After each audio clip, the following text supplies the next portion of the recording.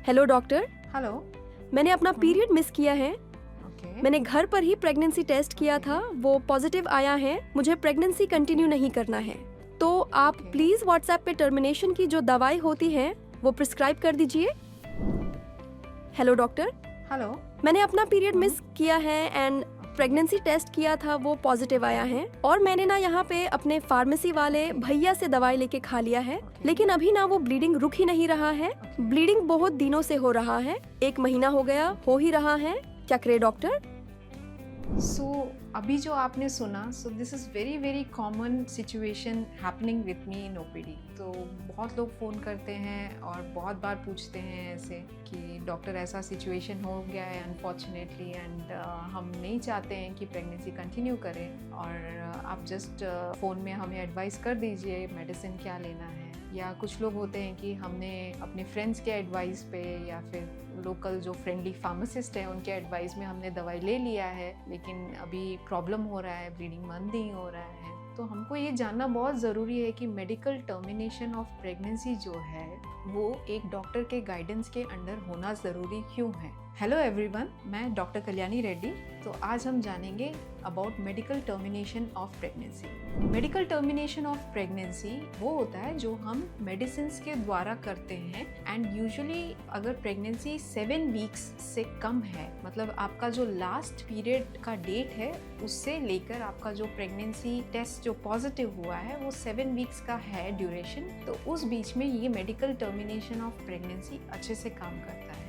इसमें गाइडेड होना बहुत ज़रूरी क्यों है? क्योंकि फर्स्ट एंड फॉरमोस्ट ये जो मेडिसिन काम करता है ये यूट्रस के लेवल पे काम करता है, तो इसमें यूट्रस में प्रेगनेंसी का आना बहुत ज़रूरी होता है। और बहुत सारे लोग क्या मिस्टेक करते हैं, जस्ट यूरिन टेस्ट घर में करते हैं एंड वो पॉजिटिव होता है एंड मेडिसिन खा लेते हैं, एंड उसके बाद कॉम्प्लिकेशंस होता है और वो प्रोसीजर कंप्लीट नहीं होता है। सो अल्ट्रासाउंड कराना क्यों ज़रूरी है? अल्ट्रासाउंड ही ऐसा एक चीज़ है जिससे हम लोग 100% श्योर हो सकते हैं कि प्रेगनेंसी आपके यूट्रस में स्टार्ट हो गया है। इसका क्या मतलब है? जब आपका फर्टिलाइजेशन मतलब ओवुलेशन के बाद जब आपका इंटरकोर्स हुआ और फर्टिलाइजेशन हुआ स्पर्म के साथ, उससे और जो आपका यूट्रस में प्रेगनेंसी स्टार्ट हुआ जिसको हम इम्प्लांटेशन बोलते हैं, तो उसके उन दोनों के बीच का एक समय रहता है। उस समय में कभी कभी प्रेगनेंसी किट में पॉजिटिव आता है लेकिन यूट्रस में प्रेगनेंसी स्टार्ट नहीं होता है, और अगर आपने उस टाइम पे मेडिसिन ले लिया जस्ट ऑन द बेसिस कि मेरा यूरिन किट पॉजिटिव आया, तो ऐसा हो सकता है कि आपने मेडिसिन तो खा लिया लेकिन यूट्रस में प्रेगनेंसी कुछ नहीं था और वो एबॉर्शन वाला दवाई काम ही नहीं किया और कुछ ब्लीडिंग हुआ ही नहीं या हल्का पुल्का हुआ, और उसके बाद स्टिल कुछ हफ्तों बाद आपको पता चल रहा है कि आप स्टिल प्रेग्नेंट हो। सो ये एक सिनेरियो हो गया। दूसरा सिनेरियो होता है कि आपका जो प्रेगनेंसी था वो 7 वीक्स से ज़्यादा था, मतलब 8 वीक्स या 9 वीक्स का प्रेगनेंसी था, और आपने अनअटेंडेड दवाई खा लिया और उसके बाद ब्लीडिंग जो है, जो नॉर्मली 10 दिन से 2 हफ्ते के बीच में बंद हो जाना चाहिए एबॉर्शन का दवाई खाने के बाद, लेकिन आपका महीना टाइम चला गया है फिर भी आपका ब्लीडिंग होए जा रहा है।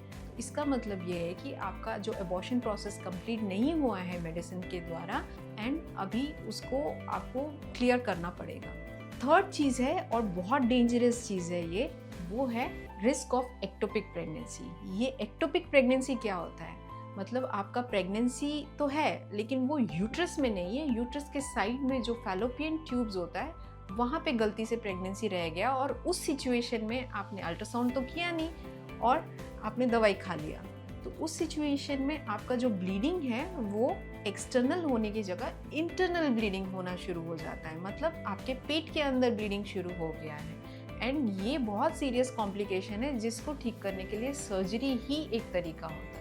सो नेक्स्ट टाइम अगर आप टर्मिनेशन ऑफ प्रेगनेंसी कराना चाहते हैं अनवांटेड प्रेगनेंसी का, so please consult a gynaecologist, and उनके गाइडेंस में अल्ट्रासाउंड करने के बाद ही आप मेडिसिन लीजिएगा, क्योंकि वही सेफ वे है आपका मेडिकल टर्मिनेशन ऑफ प्रेगनेंसी करने का। Thank you.